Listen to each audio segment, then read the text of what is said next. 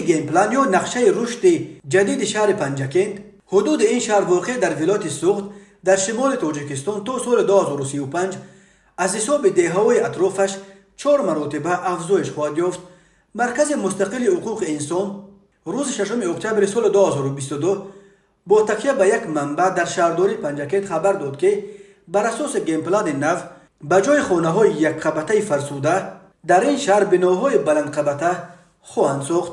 به گفته این منبع قلمرو شهر پنجکند بر اساس نقشه نو رشدش که از سال 2017 از جانب شرکت معماری شهرآفر تهیه شده است، از 656.5 گکتار مساحت کنونی تا به 2833.7 گکتار، یعنی بیش از 4 مرتبه زیاد کرده می شود.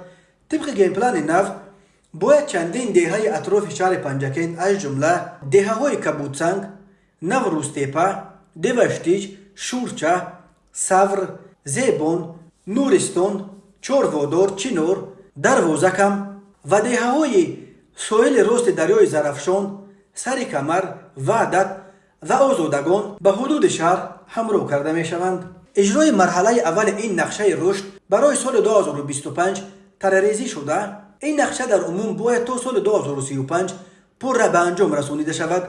طبق نقشه در مرکز کنونی شهر و ساحل راست دریای زرافشان بناهای بلند قبطه و انشاءات اجتماعی فرهنگی ساخته می شوند. بنیاد بناهای بلند قبطه در ساحل چپ دریای زرافشان نیز پیش بینی شده است. در خیابان رودکی خانه‌های فرسوده یک قبطه را ویران کرده به جای آنها بناهای بلند قبطه استقامتی می سازند که در قبطهای اول این بنا مرکزهای سودا و خدمت رسانی جایگیر خواهد شد.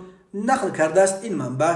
او افزود که در نقشه عمومی رشد پنجکند ساختمان القراهای الترناتیوی نیز پیش بینی شده است که به واسطه‌های نقلیات امکان می‌دهد بدون ورود به داخل شهر حرکت کنند. همچنین به مناسبت 35 سالگی استقلال تاجیکستان به گفته وی در شهر پنجکند و جماعت‌های اطراف آن باید تقریباً 1000 انشاءات بنیاد شود. در حال حاضر طرح مفصل معماری مرکز شهر تهیه شده ایستاده است. تهیه این طرح‌ها باید تا پایان سال 2022 به انجام رسانیده شود، گفته است این کارمند شهردار پنجکند.